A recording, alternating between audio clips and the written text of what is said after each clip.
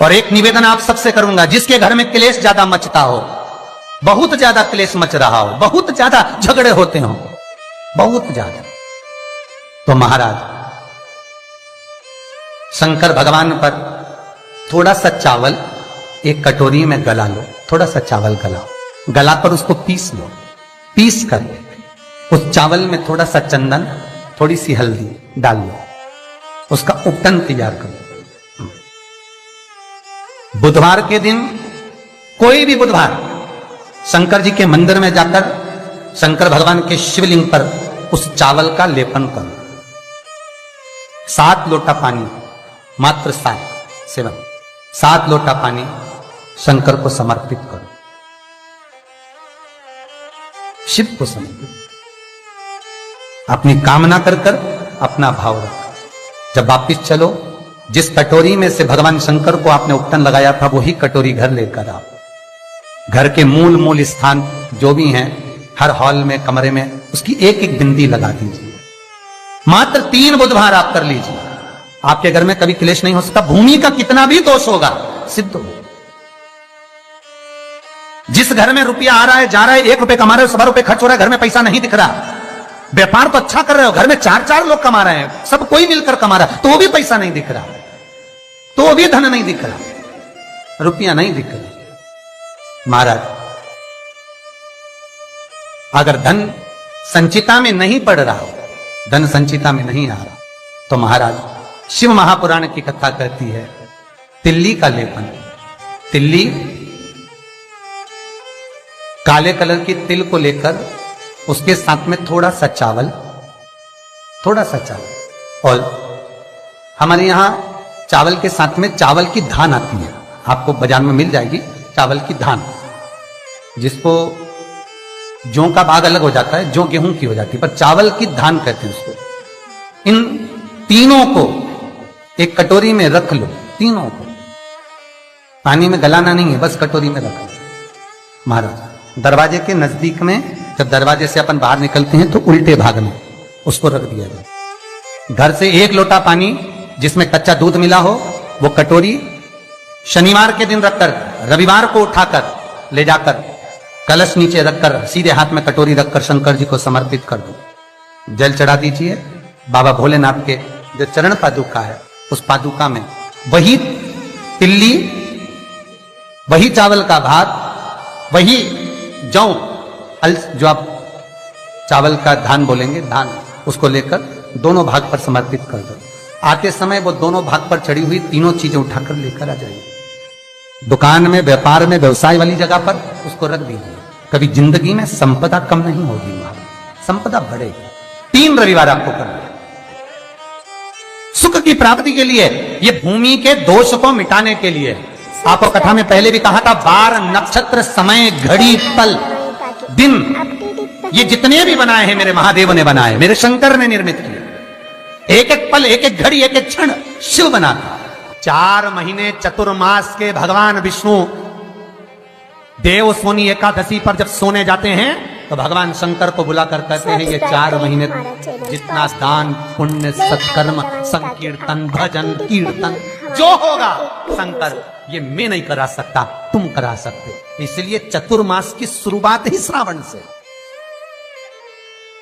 इसलिए चतुर्मास की शुरुआत ही श्रावण से है।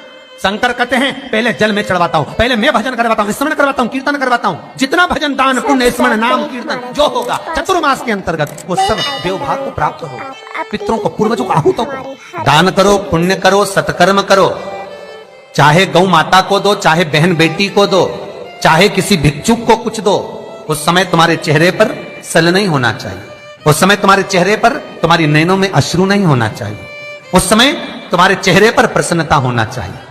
घर पर बहन बेटी आ जाए और बहन बेटी राखी बांधने आई, बहन बेटी 30 त्योहार पर आई और तुमने एक साड़ी दी या 500 रुपए दिए या 1000 रुपए दिए या 2000 रुपए दिए और भाभी का मुंह भगोने जैसा हो गया, चेहरा उतरा हुआ। भाई राखी बंधवाने बैठा तो पहले जेब में अंदर से जाकर पत्नी से पूछकर आया, इसको 500 देना है कि 300 देना है। राखी बंधवाने से पहले, पांटे पर बैठने से पहले, आसन पर बैठने से पहले सोफे पर बैठने से पहले जब भाई राखी बंधवाने बैठता है तो पहले अंदर जाकर अपनी धर्मपत्नी से पूछता कितना देना है। क्यों भैया, कमा तू रहा है, ला तू रहा है, तो फिर धर्मपत्नी से क्यों पूछा कि कितना देना है। पत्नी को यह कहना था आज मेरा मन है, बहन साल भर से नहीं आई, कुछ तो लॉकडाउन में 4 महीने से फोन तक पे बात ही बात होती रही, आई नहीं, 1 साल हो गया, मेरा मन कर रहा है आज मेरी बहन को मैं 2000 रुपए दे दूं, साड़ी के भी हो जाएंगे, चूड़ी के भी हो जाएंगे और देना हो जाएगा, आज मेरा मन कर रहा है। तुम्हें बोलना चाहिए, तुम्हें बताना चाहिए। और अगर पत्नी को कहे पति कि तुम 2000 रुपए दे रहे हो तो धर्म पत्नी का फर्ज है, धर्म पत्नी का फर्ज है, क्योंकि तुम भी किसी की बहन हो, तुम भी किसी की बेटी हो, तुम्हारा फर्ज है कि तुम अपने पति को कहो सुनो 2100 दो, मना नहीं है, 500 रुपए अलग से चूड़ी के दे दो, 500 रुपए अलग से बहन बेटी आई है तो गाड़ी का किराया दे दो। ये जब धर्म पत्नी अपने पति को कहेगी, पति के चेहरे पर प्रसन्नता होगी। मुझे उम्मीद है आज आप अपनी ननंद को दे रहे हो तो आप जब अपने मायके जाओगे तो आपकी भी भाभी इतना ही सम्मान देगी। क्यों? एक उंगली जब हम किसी पर उठाते हैं तो ये 3 उंगलियां हमारी ओर जाती है। हम एक के लिए अगर व्यवस्था करते हैं तो कहीं ना कहीं आपकी व्यवस्था भी पूर्णता में हो पाती है। आपकी व्यवस्था, आपका भाव,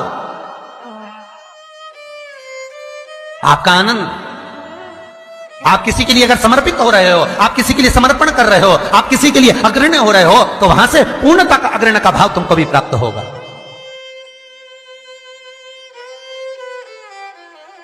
रक्षाबंधन पर भाई राखी बंधवाने बैठ रहा है तो धर्मपत्नी से पूछ रहा है कितने रुपए देना है।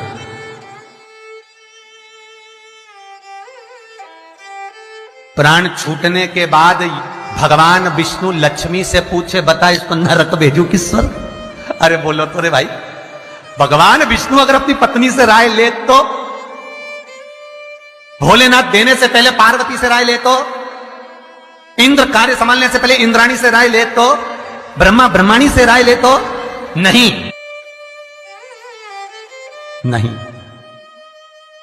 अगर यमराज अपनी धर्मपत्नी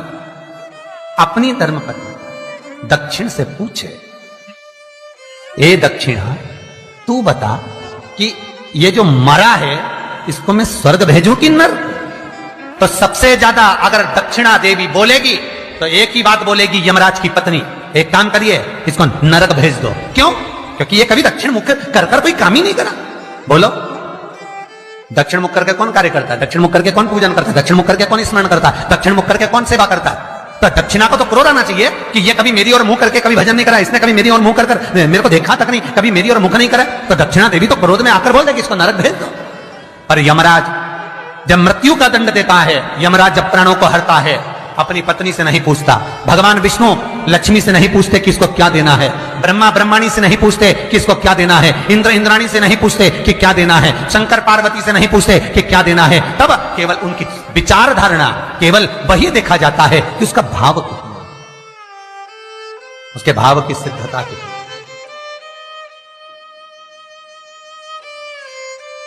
पर आज का जमाना है, बहन जैसे ही आई राखी बांधने, भैया चलो बैठो पाटे पे, अंदर अभी आया, अंदर गया, कितने देना?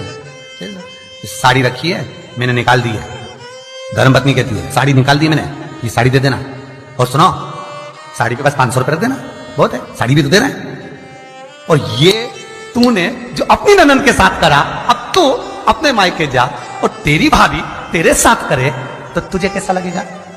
3 को देने से कभी नहीं घटता, शिव महापुराण की कथा कहती है। पहला बहन बेटी को देने से, दूसरा गौ माता को देने से, तीसरा संत ब्राह्मण को देने से कभी नहीं घटता महाराज।